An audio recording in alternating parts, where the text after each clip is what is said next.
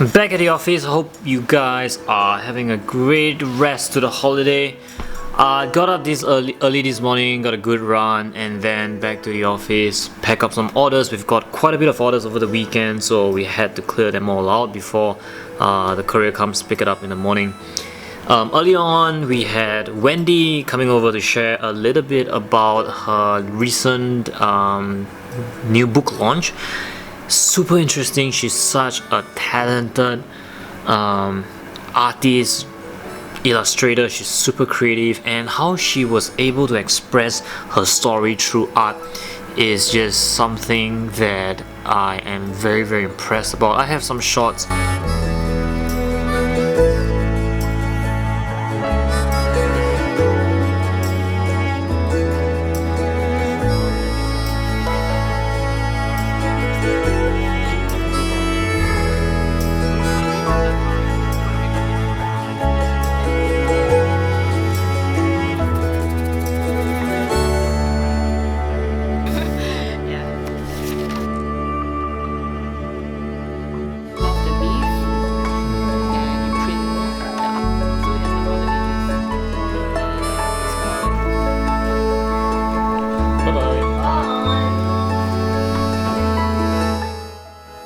I must say I'm super impressed by her story, her courage, and honestly her talent. Look at this, I absolutely love this. So I met Wendy at the last Book Barracks. She came in at the last slot, and usually we are more flexible with timing, so she stayed for a drink with a new friend that I made, Delia, along with June and Ben, my good friends, and we ended up just chatting and sharing stories about ourselves for the next like 2 to 3 hours.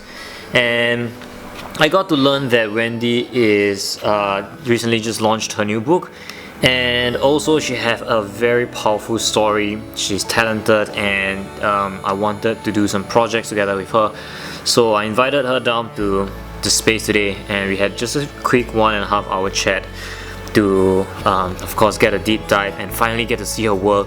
I don't want to share too much because we want to do a more comprehensive one during one of when we get to do it when the space opens up. But Wendy went through a pretty difficult time with trauma, and she was able to express her thoughts and feeling into very beautiful illustrations and drawings, and through weeds, not the kind of marijuana weed, but the weed that you see growing outside. So somehow she found solace in weeds, and she's been like going through a very interesting process of printing the weed out, the photos of the weed. Okay, I'm not the best person to explain it because it's a pretty complicated, but I guarantee you it's super interesting.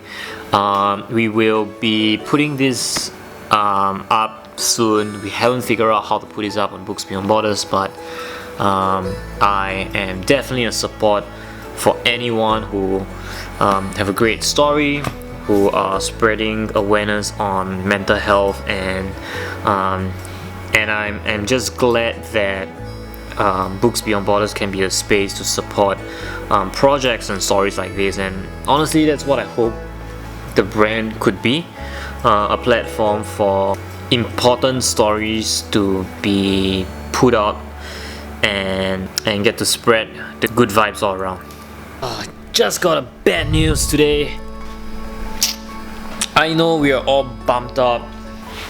We're back to phase 2.